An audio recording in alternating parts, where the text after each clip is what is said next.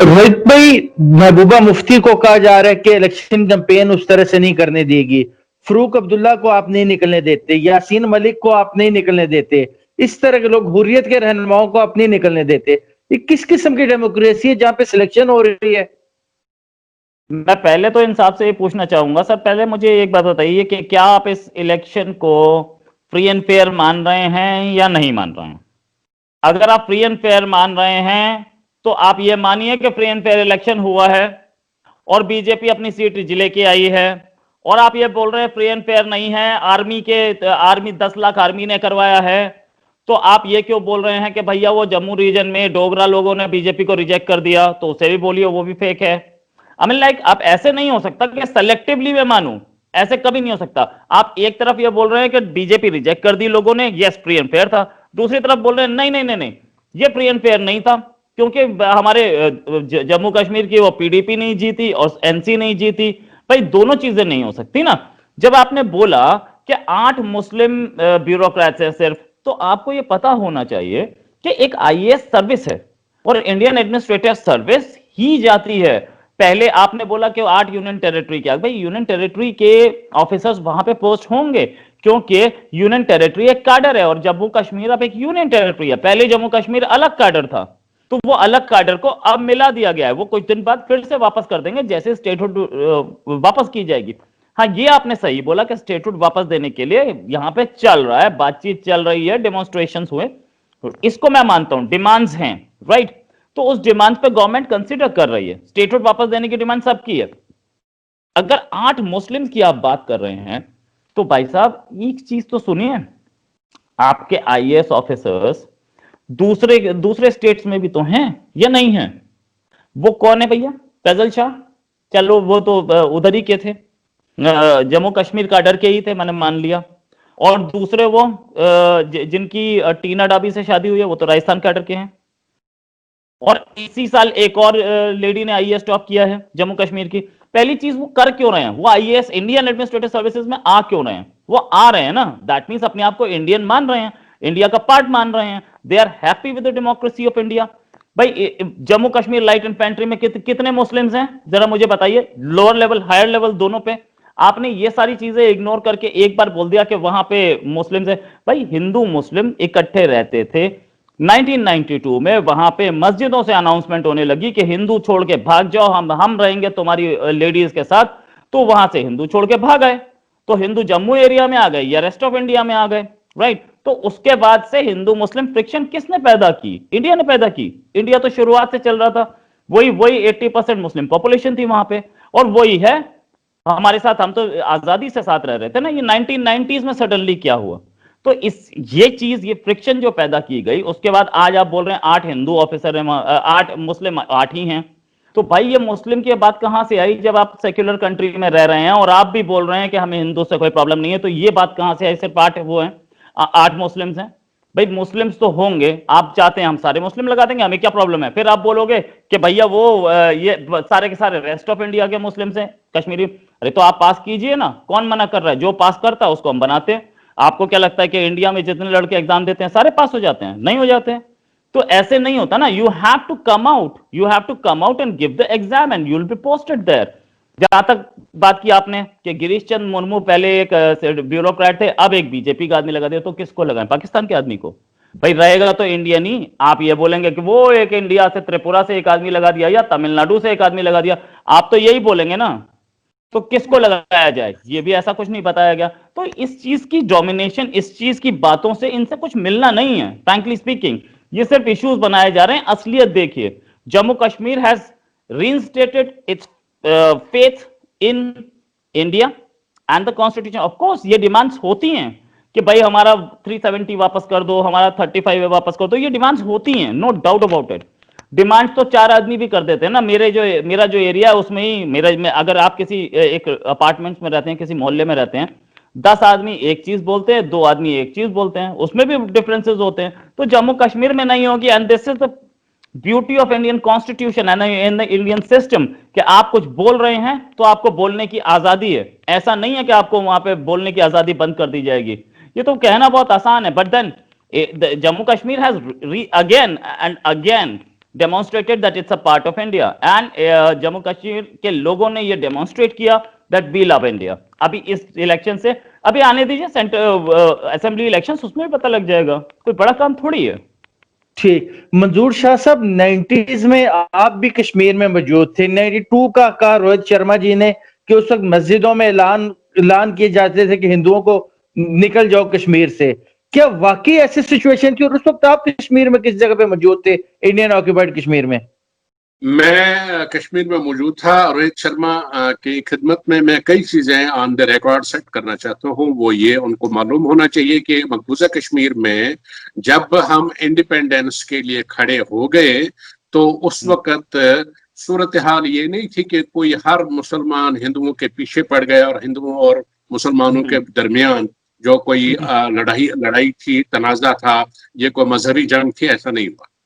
मकबूजा कश्मीर में उस वक्त शायद ये जो कि लगता है उम्र से छोटे हैं तो मुमकिन है इनको पता भी ना हो, पर इनको मैं बता देता हूं कि उस वक्त वहां गवर्नर जगमोहन साहब गवर्नर थे और फारूक अब्दुल्ला वहां उस वक्त सीएम थे.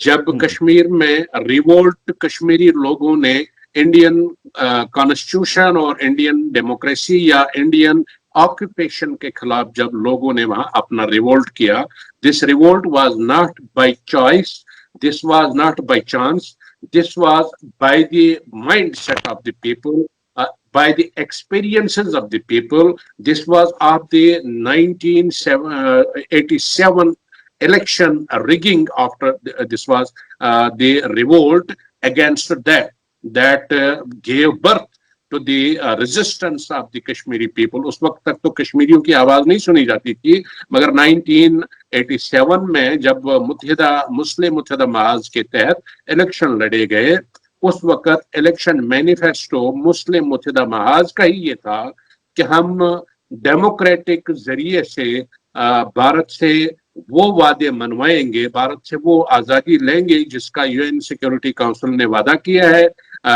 इस्तिस्वाब राय का, प्लेबिसाइट का जो वादा किया है. अब कश्मीर में जो ये फारूक अब्दुल्ला और बहुत सारे लोग आते हैं, कांग्रेस आती रही, उससे पहले बख्शी गुलाम मोहम्मद आए, गुलाम मोहम्मद सादिक आए, उससे पहले शेख मोहम्मद अब्दुल्ला थे. ये सारे लोग जब आते रहे तो ये हिंदुस्तान के एज पपेट काम करते थे और वहां कोई रियल डेमोक्रेसी नहीं होती थी, इसलिए फेक इलेक्शंस होते थे. 1987 में रियल इलेक्शन हुए और उन इलेक्शंस में मुस्लिम मुत्तहिदा महाज ने ऑल ओवर चनाब वैली में और वैली ऑफ कश्मीर में मेजॉरिटी से वोट्स ले लिए, क्योंकि उस वक्त कश्मीर इशू का जो हिस्टोरिक पर्सपेक्टिव है, कश्मीर इशू का जो हिस्टोरिक जेनेसिस है, वो मुस्लिम मुत्तहिदा महाज वालों का इलेक्टोरल मैनिफेस्टो था. उसको लोगों ने और यूथ ने, जवानों ने बाई किया और उनको ओवरवेलमिंग मेजॉरिटी दी गई और मुस्लिम मुत्तहिदा महाज के साथ रिगिंग करके जिस तरह से साबिक होता था एज यूजुअल पास्ट में होता रहा, उसी तरह उस वक्त भी उन्होंने, गवर्नर जगमोहन ने और फारूक अब्दुल्ला ने मिलकर रिगिंग करवाई और मुस्लिम मुत्तहिदा महाज को 4 सीटें दी. उस वक्त हिंदुस्तान से ये ऐसी गलती हुई कि जिसका वो आज तक और मुस्तकबिल में भी इसका वो खमियाजा भुगतते रहेंगे. और उस साल तो बिल्कुल ही ये एक्सपोज हो गया कि there is no democracy, no fair elections, no Indian constitutions and laws are really meant for Kashmiri people. Number 1. Number दूसरा ये कि मैं गवर्नर जगमोहन साहब का जिक्र हुआ, इनको रोहित शर्मा साहब को मालूम नहीं होगा. रोहित शर्मा साहब को ये बता दीजिए कि गवर्नर जगमोहन साहब ने रातों रात ऐलानात करवाए. 1 हफ्ते की शॉर्ट नोट्स पे तमाम एडमिनिस्ट्रेशन को बताया गया कि जहां जहां भी पंडित रहते हैं उन पंडितों को अप्रोच करें और उनको एक एयर टिकट दे दें, हर बंदे का, हर कुंबे को एयर टिकट्स दे दें और उनको एयरलिफ्ट करवाया जाएगा, यहां से उन्होंने लेना है. इसका क्या मकसद था? इसका मकसद था एक तो वो हमारी उस फ्रीडम मूवमेंट को, फ्रीडम स्ट्रगल को या रेस्टोरेशन ऑफ द प्लेबिसाइट की डिमांड को वो कम्युनलाइज करना चाहती थी, उसको मजहबी रंग देना चाहते थे. एक मकसद ये था.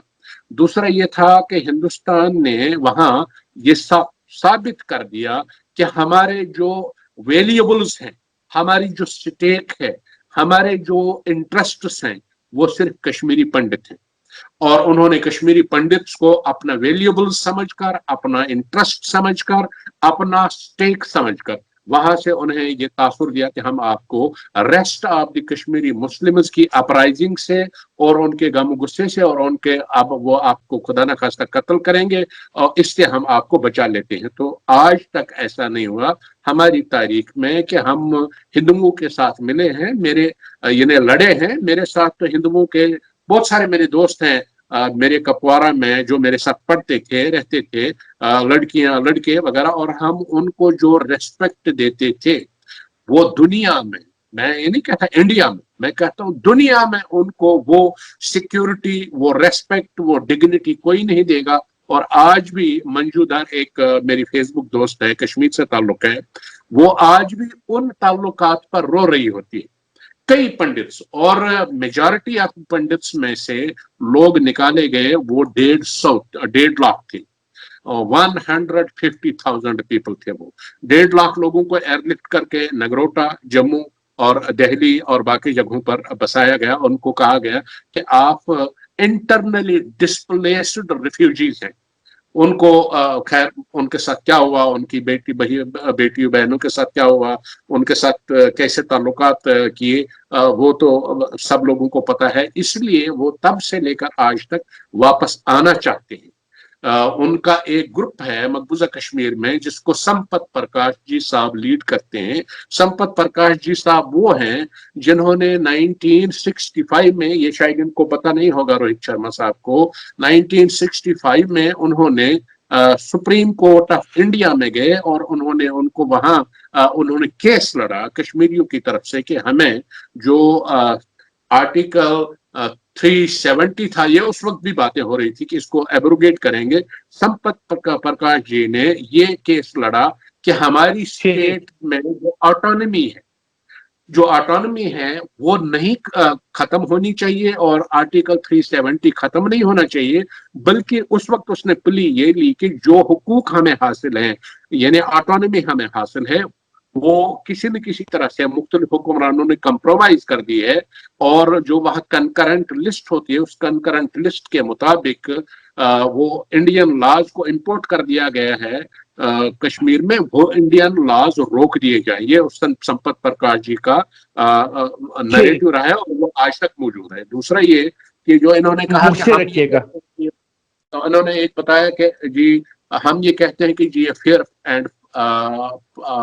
फेयर इलेक्शंस हैं, फेयर एंड जस्ट इलेक्शंस है। ऐसा नहीं है, हम ये सर्टिफिकेट आज भी नहीं देते। मैंने ये लफ्ज कभी नहीं कहा कि जो वहाँ डीडीसी के इलेक्शन हुए ये फेयर एंड जस्ट इलेक्शन हुए, ऐसा नहीं।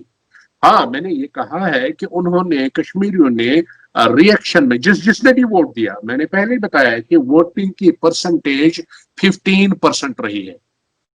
15%, 85% में से 15%, ये कोई इतनी बड़ी बात नहीं है। मेजॉरिटी ऑफ लोग जो है वो घर में रहे हैं, उन्होंने वोट नहीं डाला। 15% ने जो वोट डाले हैं उसमें भी कश्मीर की लोकल पार्टीज को उन्होंने ज्यादा प्रेफर कर दिया और उन्होंने एलियन पार्टीज को, आउटसाइडर्स को पसंद नहीं किया। इसमें जम्मू के डोगरे भी हैं।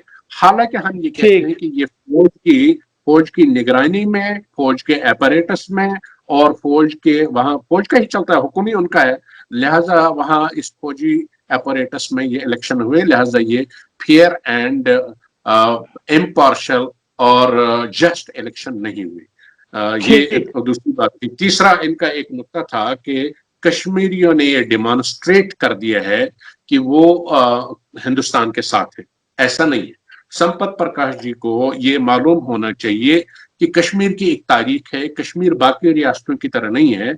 हम ये मान लेते हैं, अगर फॉर एग्जाम्पल हम ये अगर माने, हालांकि संपत प्रकाश जी को ये मालूम है कि यूएन सिक्योरिटी के रेजोल्यूशंस हैं कश्मीर पर। यूएन सिक्योरिटी के पिछले 1.5 साल में 3 इजलास में सिक्योरिटी काउंसिल के, यूएन सिक्योरिटी काउंसिल के मुताबिक पाकिस्तान मसले कश्मीर का फरीक है और हिंदुस्तान भी फरीक है और कश्मीरी बुनियादी फरीक हैं जिनको राइट ऑफ सेल्फ डिटर्मिनेशन 5 जनवरी 1948 की रेजोल्यूशन नंबर 47 के तहत दिया जाना चाहिए। ये मामला नहीं है, ये हिंदुस्तान के उस वक्त के वजीर आजम जवाहरलाल नेहरू जी कश्मीर का केस यूएन सिक्योरिटी काउंसिल में ले गए थे और वहां ये रेजोल्यूशन पास हुआ। कहना मैं ये चाहता हूं कि चूंकि जो बाकी रियासतें हैं उनका ताल्लुक हिंदुस्तान के साथ जैसा भी है वो वैसा है, हमारा ताल्लुक तो हिंदुस्तान ये क्लेम करता था कि हमारा ताल्लुक जी हरी सिंह ने हमारे साथ एक एक्सेशन किया है, इल्हाक की है, इंस्ट्रूमेंट ऑफ एक्सेशन के, उसके नतीजे में हमने फौजें उतारी और उसके मुताबिक हमारा अब कश्मीर के हमारा अटूट अंग हो गया। मेरी गुजारिश सुनिए, ये ऐसा नहीं है, वो फेक है। वो दस्तावेज हिंदुस्तान ने आज तक न यूएन सिक्योरिटी काउंसिल में, न किसी जगह और न किसी फोरम में, न कश्मीर में आज तक किसी को दिखाई है। हमारे वहां कजलबाश साहब एक हैं, रिसर्चर हैं, रिसर्च स्कॉलर हैं, उन्होंने जब 1996 में कलकत्ता आर्काइव्स में दरखास्त दी कि मुझे वो accession of instrument of accession जो महाराजा हरि सिंह ने आपके साथ किया था वो दस्तावेज की कॉपी दी जाए, तो उसको बताया गया कि आपको तो राइट ऑफ इंफॉर्मेशन का हक है, मगर हमारे पास वो दस्तावेज नहीं है कि वो खो गई है। अब आप अंदाजा लगाइए कि वो इल्हाक क्या था। For example, for the sake of the ठीक, आर्ग्यूमेंट, मंजूर शाह साहब मुख्तर रखते हैं, रोहित साहब पे जाते हैं। इफ वी एक्सेप्ट दैट कि वो करारदाद थी, वो कोई resolution instrument of accession India के साथ था, तो वो उसका तो बेड़ा गर्क कर दिया हिंदुस्तान ने खुद ही। 5 अगस्त 2019 में गुज़श्ता ईयर, लास्ट ईयर